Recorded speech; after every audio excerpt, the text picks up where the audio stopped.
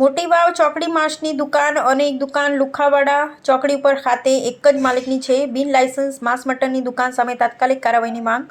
હું એક જાગૃત નાગરિક અને પત્રકાર તરીકે આપ સૌનું ધ્યાન એક ગંભીર મુદ્દા તરફ દોરવા માંગુ છું. મોટી વાવ ચોકડી ઉપર એક માંસ મટનની દુકાન છેલ્લા ઘણા સમયથી ગેરકાયદેસર રીતે ચાલી રહી છે. વિશ્વસનીય સૂત્રો અને સ્થળ તપાસ મુજબ લાયસન્સનો અભાવ દુકાન ચલાવનાર વ્યક્તિ બારિયા તાલુકાના છે. પૂછતા તેઓએ ખુલ્લેઆમ કહ્યું કે અમારી પાસે કોઈ લાયસન્સ નથી, તમારે જે કરવું હોય તે કરી લો. એક હોસ્પિટલની બિલકુલ બાજુમાં આવેલી છે. આનાથી જાહેર આરોગ્ય અને સ્વચ્છતા માટે મોટો ખતરો ઊભો થયો છે. ગેરકાયદેસર વેચાણનો આક્ષેપ સ્થાનિક લોકોના આક્ષેપ છે કે આ દુકાનમાં ગાયનું મટન વેચવામાં આવી રહ્યું છે, જે કાયદેસર રીતે પ્રતિબંધિત છે. તંત્રને પડકાર. જ્યારે આ બાબતે દુકાનદારને લાયસન્સ અંગે પૂછવામાં આવ્યું તો તેમણે કહ્યું, ગમે તેટલું માંસ વેચો, તમારે શું છે, જે કરવું હોય તે કરો. આ પ્રકારનું વલણ કાયદા અને તંત્ર માટે સીધો પડકાર છે.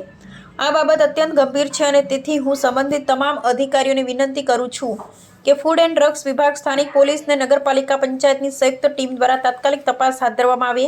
લાયસન્સ વિના ચાલતી દુકાનને તાત્કાલિક સીલ કરવામાં આવે અને કાયદેસરની કાર્યવાહી કરવામાં આવે. હોસ્પિટલની નજીક આવી અસ્વચ્છ પ્રવૃત્તિ બંધ કરાવી જાહેર આરોગ્ય સુરક્ષિત કરવામાં આવે. જો 48 કલાકમાં યોગ્ય કાર્યવાહી નહીં થાય તો અમે આ મુદ્દાને વધુ ઉગ્ર બનાવી લોક આંદોલન અને ઉચ્ચ કક્ષાએ રજૂઆત કરીશું. Reporter Sureshbhai S Makwana, Gujarat bureau chief. કયા ગામથી છે તું? બારિયા. બારિયા. અને આ ધંધો ક્યારથી કરે છે? ધંધો ક્યારથી કરે છે? હા,